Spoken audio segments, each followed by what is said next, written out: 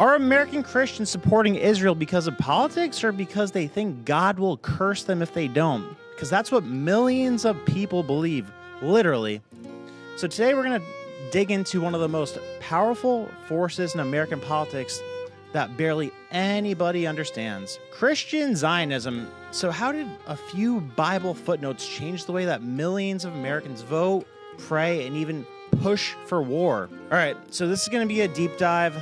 You're about to learn how a mysterious Bible from 1909 rewired modern Christianity and may have changed U.S. foreign policy forever. So let's get right into it. It all starts with a man named Cyrus I. Scofield, a failed lawyer, shady preacher, and former drunk who somehow became one of the most influential theologians in American history. So in 1909, he published something called the Scofield Reference Bible. So on the surface, it looked like any other King James Bible, but it came with a twist. It came with footnotes, so interpretations, and there were thousands of them. Scofield added his own commentary right there on the same page as the scripture. And these weren't just helpful tips or definitions. These footnotes completely changed how people read the Bible. Scofield introduced a system called dispensationalism.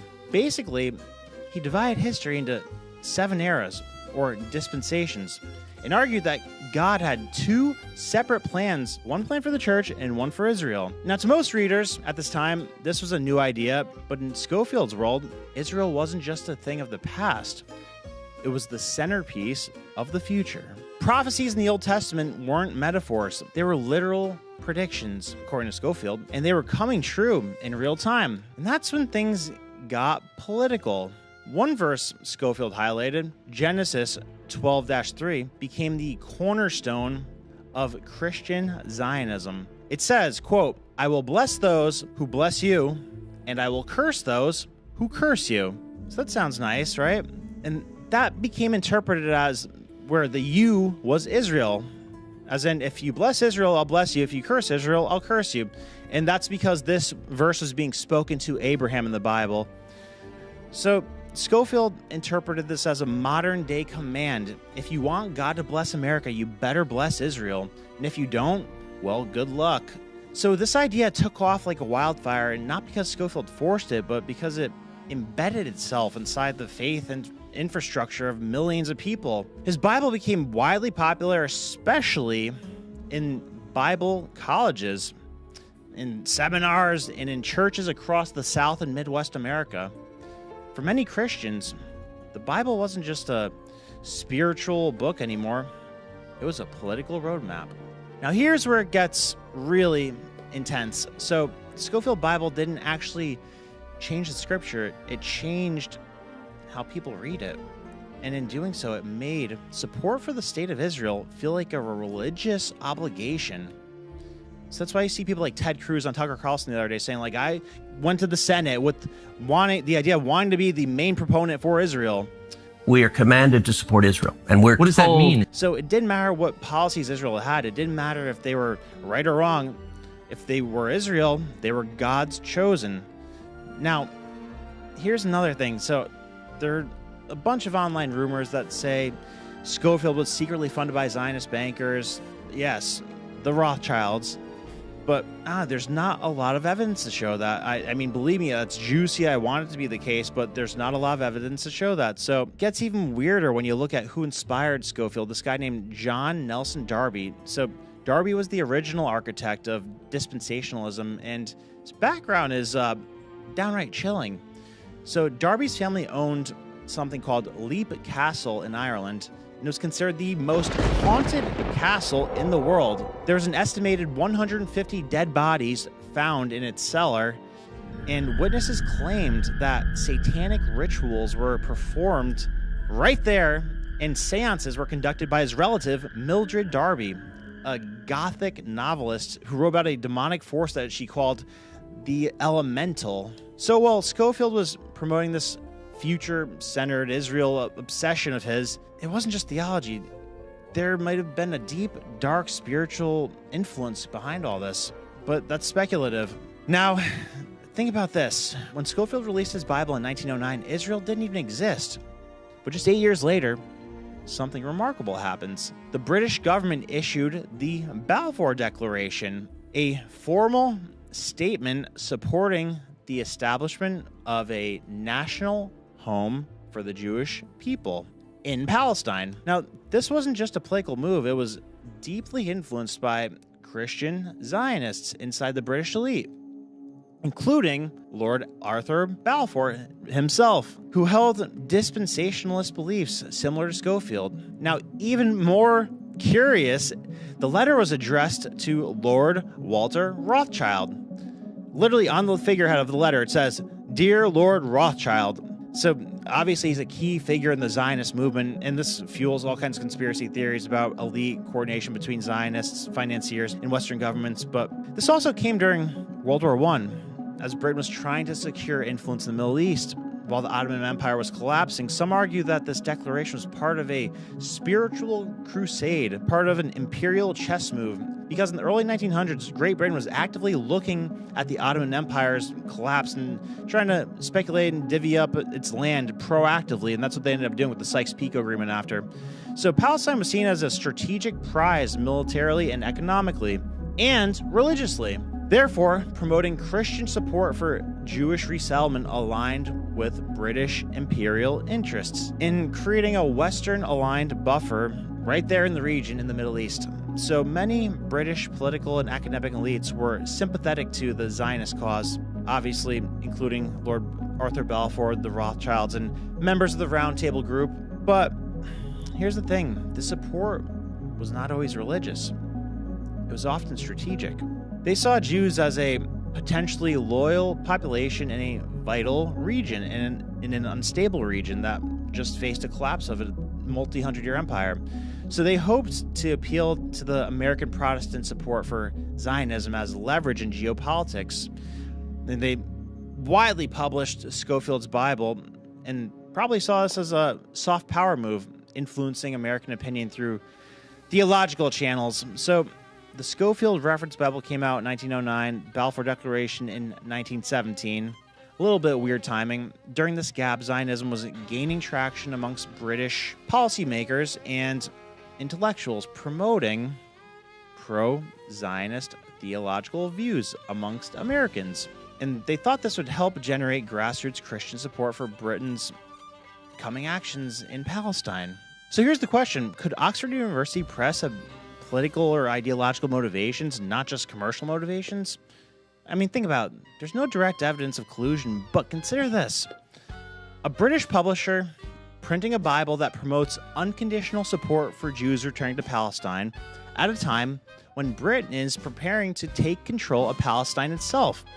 And 8 years before it publicly endorses Zionism through the Balfour Declaration. So that's either one of the most profitable coincidences in publishing history or part of a larger pattern of ideological and imperial alignment. It's almost like prophecy was getting policy backup. Now, this timing right here is just too strange for some researchers to ignore. So, the Schofield Bible predicted that the Jews would return to Palestine in a time when it sounded absolutely absurd. Then, within 1 decade, global superpowers started laying the groundwork to make that a reality. That's why some say the Bible didn't just forecast history, it shaped it. And yes, his entire prophetic framework was built around the idea that the Jews would return to the Holy Land, that a nation of Israel would rise again, that a third temple would be rebuilt. To most people, that seemed absolutely absurd at the time. But after World War II, everything changed. So the Holocaust shocked the entire world, and there was sympathy for the Jewish people, and it exploded. So in 1948, Israel was officially declared a nation, and for evangelicals raised on the Schofield Bible, this wasn't just history, it was prophecy fulfilled. Christian Zionism exploded post-World War II. The generational impact was enormous. Religious education started to shape the U.S. foreign policy. Kids were taught that America had a divine obligation to defend Israel or face divine punishment. So there's a quote from the Bible, it's Hebrew 11:16, and says, "But now they desire a better country that is in heavenly, wherefore God is not ashamed to be called their God, for there hath prepared for them a city."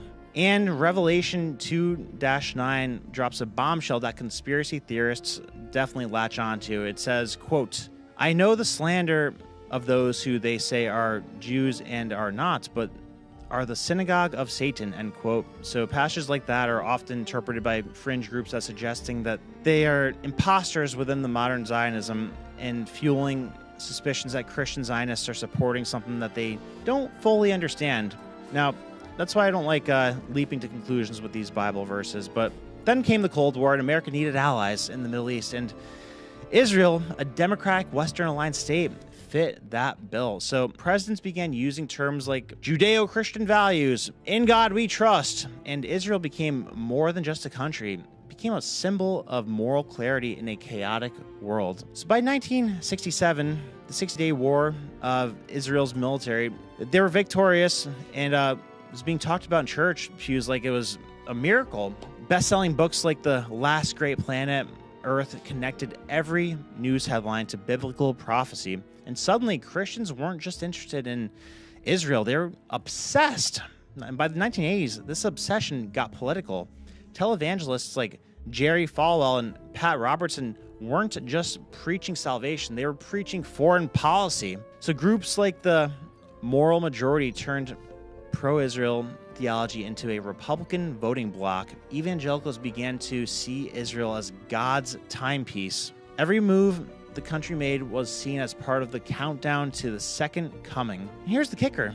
This belief system wasn't driven by Jews. It was driven by Christians. Christian Zionists now outnumber Jewish Zionists by tens of millions. And that's why politicians are terrified of them. So they organize massive rallies, pressure lawmakers, and fund trips to Israel for American politicians. Evangelical leaders like Pastor John Hagee say things like, quote, "The day America turns its back on Israel is the day God turns his back on America," end quote.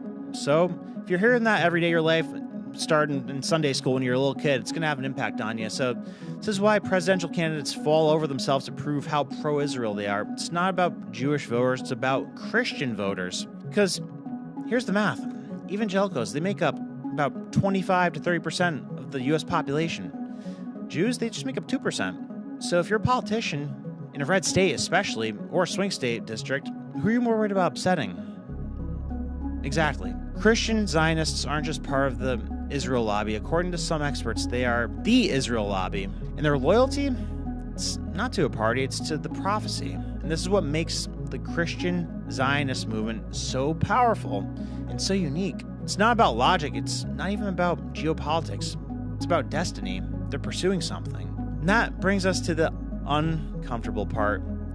Christian Zionism is often the supporter of the most hardline Israel policies, things that even many Israeli Jews oppose. They back settlement expansion, they support total Israeli control over Jerusalem, they even oppose peace talks. They believe the end times require conflict in the Holy Land. It's a belief system that's not only political, it's apocalyptic. And here's where things get especially controversial. In their book, The Israel Lobby and U.S. Foreign Policy, authors John Mearsheimer and Stephen Walt argue that pro-Israel advocacy, especially from Christian Zionism and neoconservatives, played a major role in dragging the U.S. into the Iraq War. Now think about that. Paul Wolfowitz, Douglas Faith, Richard Pearl, all were key architects of the war. All had ties to pro-Israel think tanks, and all pushed hard for regime change in Iraq.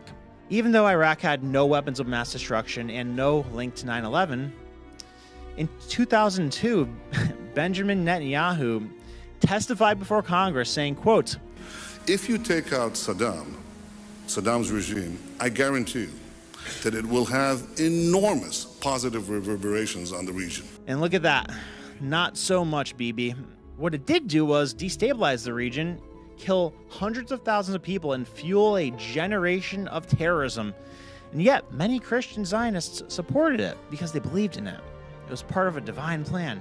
The same playbook is being used with Iran today. Even when the U.S. intelligence found that Iran had halted its nuclear weapons program, Christian Zionists and groups like AIPAC kept pushing for sanctions, threats, and military action, and now they got their wish. Diplomacy is off the table, and in fact, when Colin Powell suggested talking to Iran back in the day, he was immediately attacked by pro-Israel voices in Washington. Speaking of AIPAC, let's talk about the elephant in the room. AIPAC is one of the most powerful lobbying groups in the country. It spends millions of dollars influencing Congress, shaping policy, and backing candidates. Here's the twist. AIPAC is not registered as a foreign agent. Very strange. So under U.S. law, groups lobbying for foreign governments are supposed to register with the Department of Justice and disclose their activities. AIPAC avoids this by claiming it doesn't officially represent Israel. But behind the scenes, it works closely with the Israeli diplomats, pushes Israeli talking points, and ensures that Congress stays in line with Israeli interests. A former congressional aide once said, "We can count on well over half of the House, like 250 to 300 members, to do reflexively whatever AIPAC wants." Now let that sink in. And yet, because AIPAC is treated as a domestic organization, it escapes transparency and any type of scrutiny. And other foreign lobbies would face strong opposition if they were in this position. But this is how the machine works. Theology becomes politics, politics becomes policy, policy becomes war. And behind it all, a belief system that began with one man, one Bible, and a few well-placed footnotes. So where does this leave us? Well, here's the irony. Many Christian Zionists support Israel not because they love Jews, but because they believe Jews play a role in the end times. So in that vision, Jews rebuild the temple, fight the final war, and, well, eventually convert or perish. To some Jewish critics, that's not support, that's exploitation. Younger evangelicals are starting to question the theology. Some ask whether uncritical support for any nation, no matter what, is really Christian-like.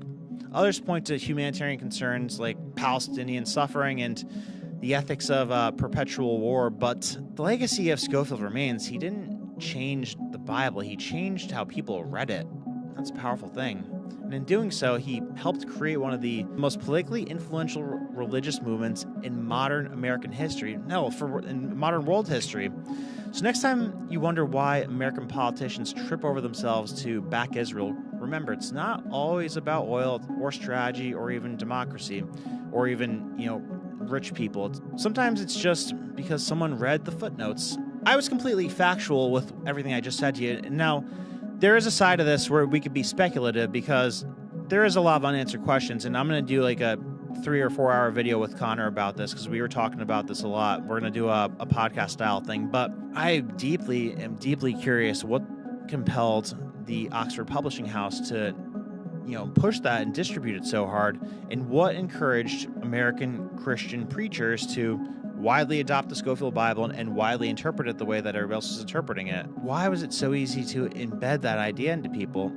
So it's like not too recent of a thing that you planted the seed in people's heads, and look at the monster that became. I don't know, who knows, people might criticize me for making this video saying like, oh, you're saying you're criticizing Jewish things, this and that, whatever. Like, I'm not criticizing Jewish things, I'm criticizing the freaking Christians. Like, people attribute all this power to Jewish people and the Jewish lobby, but I mean, look at what I just said. It's not even necessarily that. It's the 30 million Christians that are just, whatever Israel wants all the time, no matter what. I mean, that's probably going to bring some negative attention to the wrong people. So I think the main takeaway of this video is that Christians might be interpreting this thing. They probably are interpreting this thing wrong the way. So they might have this fundamentally flawed idea of how they should treat Israel. Like Ted Cruz going on Tucker last week and saying like, oh yeah, I got into the Senate because I was just so passionate about being like the biggest proponent of Israel in the U.S. Senate. Like what the hell does that mean, Ted Cruz? How about the freaking cost of living? Huh? How about the drug epidemic in America? Like, what does that mean? You entered the Senate to become the biggest proponent of Israel. What the hell does that do for the American citizens? But it's the American citizens' fault because 30% are evangelical Christian, and they're just blindly Israel stuff no matter what. So, just like I said in last week's video, I wasn't criticizing Israel. I was criticizing their president, Bibi Netanyahu. I think the people of Israel hate Bibi Netanyahu. And in this situation, too, it's like anger gets misdirected at the wrong person a lot of the time. So don't make it a Jewish, non-Jewish thing. Make it a blind, devout, brainwashing thing where Christians got a little bit carried away with the whole Israel no matter what thing, because, you know, you get a crazy president for Israel every once in a while, and he wants to go to war with everybody, and then the Christian bloc backs him, then the Republican bloc backs him, and then everybody's pissed off that we're in war. So it's something to be much more conscious of, especially when we're possibly going to be engaged with something with Iran, unless that starts to de-escalate. So if you want to know more about this topic or these type of topics, I got the Netanyahu video I did last week about why I think he's using foreign policy to evade jail. And then also I have this whole Rothschild series here I call it The Men Who Broke America. We're probably going to do part 6 pretty soon on that. It's 5 parts so far. And yeah, we started with the origin of central banking with the Rothschilds, got all the way up to the Federal Reserve. And yeah, that same topic gets right into this with the founding and the creation of Israel. So if you like this type of stuff, click on either of these videos. And oh, guys, the VT research group on Circles is absolutely exploding right now. It's like my favorite thing that I'm doing right now, like no lies. So we got a group of like 20-something people, all super curious, interested, research-oriented type of people. We're on the Circles app all day, firing off messages, like giving updates to each other, dropping PDFs, dropping links, dropping videos and everything. So basically, if you want to be ahead of the news, ahead of even X in terms of information, like information that's prevalent to what's going on in the world or what you're interested in, I would highly recommend checking out the VT Research Circle. There's a QR code right here, a link in the description. I'll pin the link in the comment section. And thank you for watching. Much love. Until next time.